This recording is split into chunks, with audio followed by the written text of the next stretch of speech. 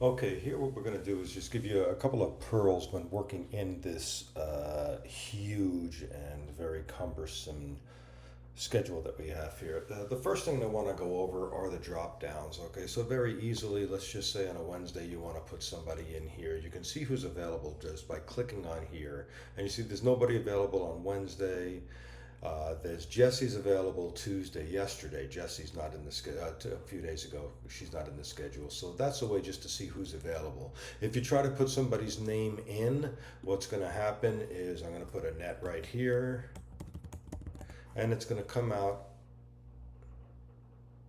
as soon as it finishes its update right there. It should come out in a different color, and it's not doing that. So this is a failed attempt on there. It is. Okay, it just takes time to update. There you go. So that will happen when you try to put somebody in on the same day in two different locations. And that's why if we wanted, let's say Annette wanted to leave at 3:30, or maybe she's going to Galleria that afternoon, that's where this notes thing comes in. And we just put right down here, Annette off after 3. Okay, just something as simple as that. And this way, when it does end up refreshing, it'll keep Annette as just being there. Okay, it's not going to give her that other color. So that's number one. The other thing is, that's why I like you to use the drop downs. The other thing is, a lot of times we will put names in there and we misspell them. Okay, I saw something where Emily was put in Emely. If that happens, honestly, it's a very simple mistake. We all make them, and I hate to harp on this, but it will screw up the schedule. Okay, and once you start taking over the schedule, you will see just how frustrating that is. But I cannot implore on you enough that they have to be exactly the way they are. And to tell how the way they are is you go to technician selection. This is how everybody is recognized over here in column A. Everybody's recognized here. So if you don't put them in like this, they are not going to show up in the schedule. And if they don't show up in the schedule, then we will also be able to see it by looking at function technician. Okay, so let's just go back to here. Let me just change something. Let me change Emily on September 22nd. Instead of being listed like this, Emily, I'm going to change her to Emely. Okay, now Emily is still there, not a problem. But when we go to location by technician for the 22nd, and here I like working, you can work in 100%, you can work in 75%, depending on your screen. You can work however way you want, depending on how much presbyopia you're dealing with. You can work in whatever you want. I happen to like 75, so we will keep it at 75. And now when we happen to look at Emily, which is right here, and we come over to September 22nd, look at that. It's empty in that slot because this particular sheet, E, pulls from C. So if Emily is not listed there, even though she is listed there, she's not. We go to the drop down, we change her back to Emily because now she's available in the drop down because we didn't have her anywhere. Now when we go back to function by technician, she is listed at Masvidal on the 22nd. So again, it's extremely important for that to be there. If we need to write certain things that are going to be different from what is in the technician selection, I'll go back to technician selection over here. If we're going to put anything different than what's here, whether it be AM, PM, whether it be leaves at 3, no matter what it is, that's what the notes are for. So we have tech notes in on every place. Every office is going to have tech notes that we can put in. See, here we have no testing, same day only, no testing check, things like this. Lubia is in training. So Lubia trained diagnostic, to put her like that, it's only there because Alice leaves at 2 is in this field over here. But because I have Lubia trained diagnostic and not just Lubia alone, she is going to show up in Cutler Bay on this one. When we look at the 23rd, we're going to look at Lubia, and you can see that she is listed in Cutler Bay right here on the 23rd. So if you're going to do that, you need to make sure that you put it in with a different setting. But every office has tech notes. Not only that, but we also have down here in Tech PTO, We've got 10 people out allowed out. It's the most that we ever have on PTO. It's 4 we're full, but we can go to 10 on certain days, like the day after Thanksgiving, things like that. We also have tech notes here.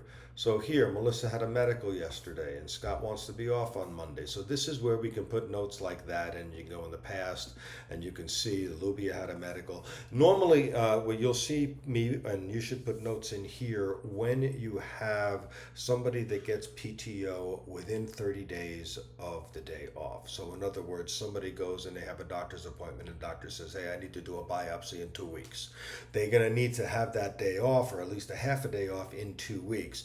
And it's going to be against PTO protocol, but we do make exceptions for things like that. So that's why we have Lubia's name up here in the PTO. But here's the reasoning behind it, just in case somebody says, hey, how come you've got so many people off on PTO? A doctor calls and you say, I don't have anybody to send there. Well, why?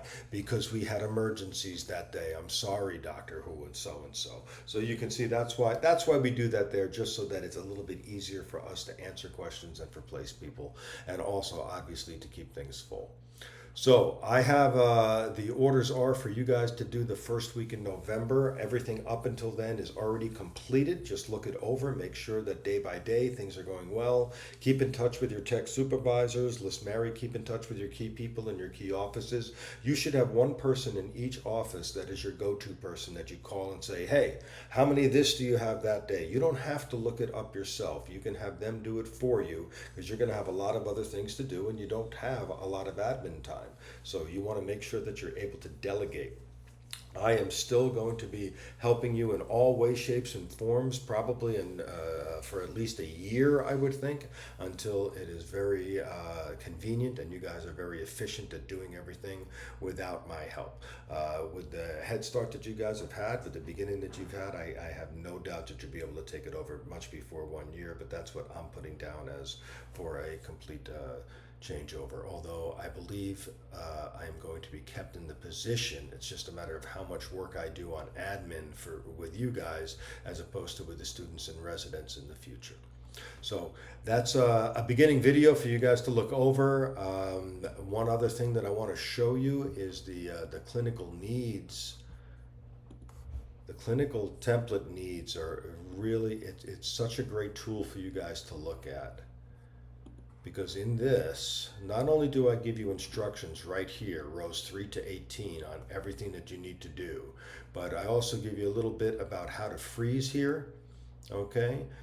You want to be able to keep, like right now, this row number 1 is staying while I'm moving everything else, so that's something that's really nice to know. But here are your rules to go by.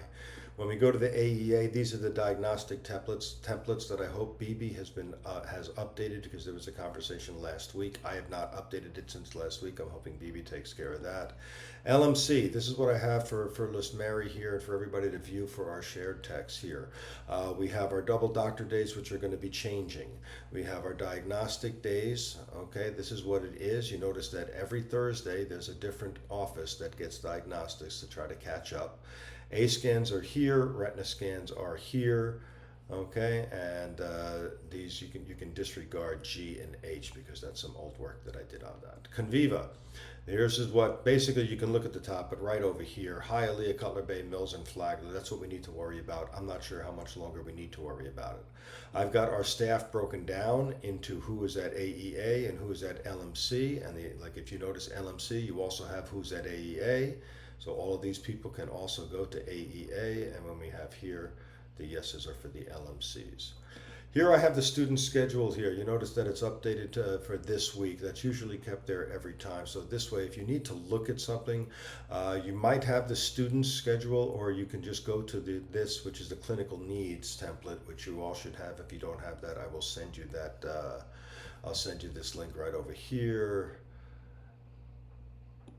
Share, make sure that all of you have it. No, you all have it. You all have it. So you can go right here to clinical needs, and you can look and see who's with who this way. Like for instance, Annette called me yesterday, said, I think we need somebody for Scythe on Friday, I think it was, something like that. So, or Thursday, could be today. So we went ahead and did that. It was today. And here Melanie was with Scythe all the time. So that's a situation where if Annette had access to this beforehand, she wouldn't have even needed to call me. She could have just taken care of it, known that Scythe Beth was taken care of.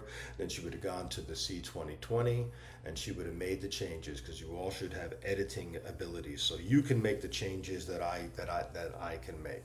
So again, thank you for your help, and continue to contact me with any questions that you might have.